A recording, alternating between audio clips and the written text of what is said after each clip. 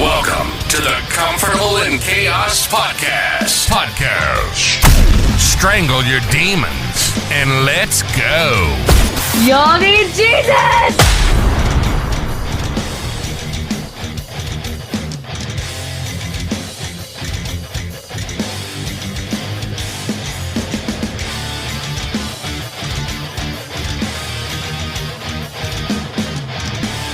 Please allow me to introduce myself. I'm a man of wealth and taste.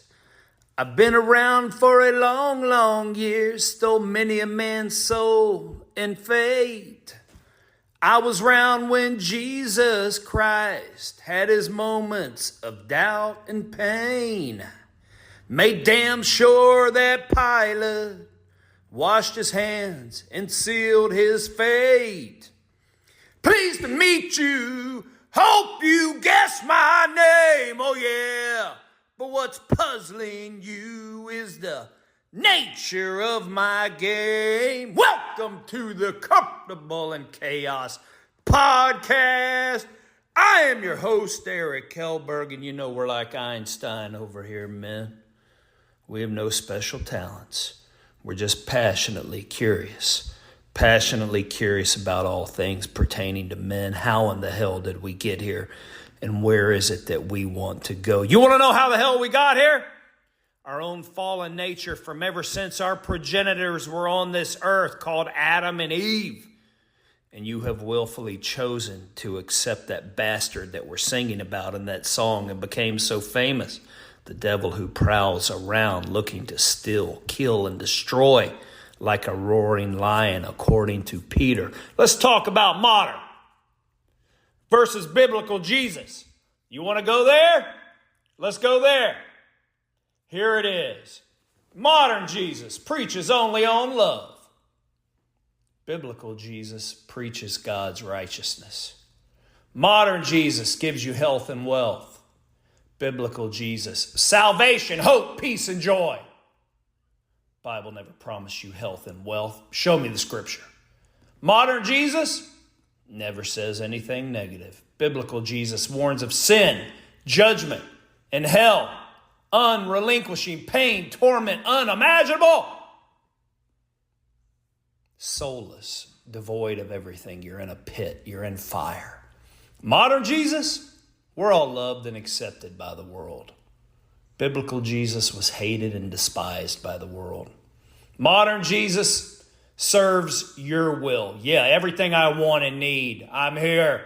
Give it to me. Not God's will. Biblical Jesus exalts God's, the Father's will. How many of you are doing it? Modern Jesus hates to offend you or others. Biblical Jesus offends the world with truth. Which camp are you in, man?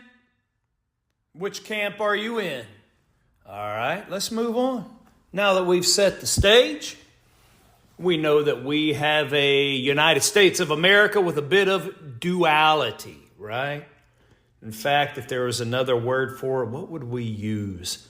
Poor grammar, ality. Anything goes. It's all good. We know President Biden's catering to the Muslims. He also wants to show that he's still a little bit in lockstep with the Jews, but it's not his protracted, diminishing gait that you see, because we have more Muslims here than we have Jews now.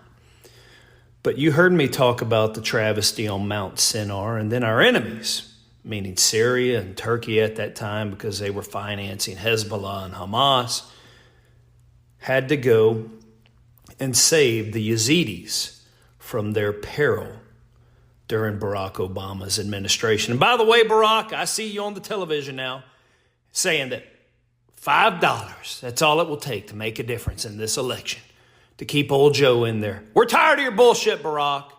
You're a criminal, you're a liar, you're a thief. I could go on and on and on and on. And we know you're a religious man, Barack. We know you are a religious man. What all has happened as you were so chaste and so, what would we say, so staunch and your safeguarding of people's religion. Just the wrong ones. So what has continued here over the last couple of years and the proliferation of ISIS and their build-up back to prominence? Oh yeah, they have kidnapped, raped, and sold another 7,000 Yazidi women. They have burned 19 more Yazidi girls alive and published it for the world to see, broadcast it, I should say. All because these young ladies, teenagers, refused to engage in their sex slavery and their conversion to Islam. Did you know they have beheaded 50 other Yazidi women? Did you know a couple of times they have cooked, you heard me right, cooked Yazidi children and then fed them to their own mothers? Did you know that ISIS has killed 10,000 Yazidis, period, in the last couple of years for refusing Islam? So that includes men as well. But we haven't had one single Muslim protest. And where was our useless nations? The United Nations? You didn't have even a whimper to say about that? You didn't have anything to say about it, useless nations. What about you, Antonio Guterres? Huh? Did you say it was a humanitarian disaster? What about issuing an arrest warrant for ISIS? We know who their leaders are in the International Criminal Court. You going to arrest them? You going to say anything? Sounds like the world has selective amnesia. And then we need to hear about a Palestinian state. Did you know they ripped out entrails and organs and paraded through the street of their victims? Didn't matter if they were infants, didn't matter if they were women, didn't matter if they were men. Pull them out, eating them, biting into hearts, livers, blood dripping down their mouth. To me, that sounds demonic. But you want a Palestinian state, and you think that they can coexist next to the state of Israel. Now, we may do another episode. Has Israel gone too far? Have they used it as a precursor to decimate more than they should? I mean, it's up for legitimate debate. During World War II, did you hear anyone complaining that we firebombed Tokyo or multiple sites before we ever used the A-bombs on Hiroshima and Nagasaki? Did you know we had rendered Hitler, really the whole country of Germany, into total ruins? You never heard about the firebombing of Dresden. You never heard about any of these altercations where 100,000 people died each time they did it. So yes, that is warfare. I never heard much protest about it, and even coming up, that it ever seemed to really bother anyone. But let's move on. We need duality, do we not? We need a Palestinian state. Do you know how many unoccupied areas of the United States there still are to this day? And if we were really concerned about Palestine and the Palestinians, I mean, we have Indian reservations, right? We have plenty of federal lands whereby we can't derive any resources for our own country's benefit. We have great places, and we have no problem. I mean, look back after 1993 and the debacle in Somalia. We know that Slick Willie moved tons of them over into Minneapolis, and I'm going to tell you that that was a precursor to get, what the hell do we call her? Sula, Omar in there? That's how far ahead these people's long game thinks. They knew if you put 100,000 Somalis over there, and that her father was the head of a Somali militia in Somalia back in the day, that when she showed up on the scene, she had all those votes locked in, did she not? We need to start thinking like that. But for all you bleeding hearts out there who didn't cry for any of the Yazidis or any other genocide, why don't you bring them next door to you? What state do you want the Palestinians to come in? We have no problem taking people out of a desert and or a coastal region and putting them in a cold environment. So do we want them in Wyoming, North Dakota, South Dakota? Hell, we can even Washington State. What about some expanses of the Midwest? So you think that you can bring the Palestinian people that believe the same way as ISIS, that still eat organs even though they're not a member of ISIS. But they are ardent Islamists, and you think that they can peacefully coexist with you? All right, start a petition. I think at 100,000 signatures, people have to start taking you seriously. And tell us where in the United States you would like to place them whereby you would feel comfortable. What?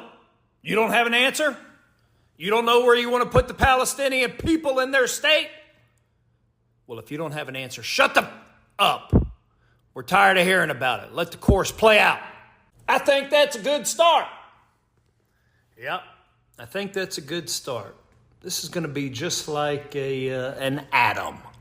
We're going to put the building blocks together and keep working to take this country back. And maybe for all those of the Islamic faith, no matter if you are celebrating a modern Jesus as opposed to a biblical Jesus, should you go wrong, where's the harm? Should someone follow that other that I've been talking about to a T? Well, there is an awful lot that can go wrong. But we're going to put the building blocks together. And what I'm saying is maybe a new form of allegiance is in order. Hell, maybe a new form of allegiance for our own politicians. Obviously, putting your hand on that Bible doesn't mean jack. And you're not doing anything for us. Give us what the majority of people want in this country, you men and women. And you're going to say, Eric, it's too hard once I get up there. You knew what you were getting into. You wanted it desperately. And you're serving yourselves. And you're going to tell us it's just too hard. The system is just, it's too broken. Well, fix it. You will not fix it because you were part of its brokenness with your fleshly humanity. So do what we have talked about on this show. Will you sacrifice? Fall down on your sword for our people. If you do that, there will be plenty to pick you up if there is something left, and the next one will stand in the gap. Stop telling us about bullshit, questioning people in Congress, and doing nothing to change it. Do something. Yeah, I'm calling you out. Does that make you hate me? I'll start calling some of you politicians out that most people would think I should support. Nah, you are weak, ineffectual men. I don't even need to mention the women because you're women. But it's time to start calling it out. Get in there. Start changing something. And we will pick up from here. And I gotta give a shout out to oldcountrysoap.com. Best artisan handcrafted soap on the planet. And Elon's like, damn, I sure didn't think I was going to be attached to messages like this. Truth or no truth? Hate it or not? Will you sacrifice? Go buy the soap. Use my promo code CHAOS20. Old as in OLDE. Oldcountrysoap.com. And we are going to pick up. I am building towards something. Go ahead and start feeling it. Go ahead. I stuck around St. Petersburg when I saw it was time for a change. Killed the Tsar and his ministers. Anastasia screamed in vain. I rode a tank held a general's rank when the blitzkrieg raged and the body stank. Pleased to meet you. Hope you guess my name. Oh yeah. Oh, what's puzzling you is the nature of my game. Oh yeah. I'm not puzzled. I know what is happening and I want you to as well. So until next time on the Comfortable in Chaos podcast, I bid you bon voyage, my burgeoning flock. Until next time, like and subscribe to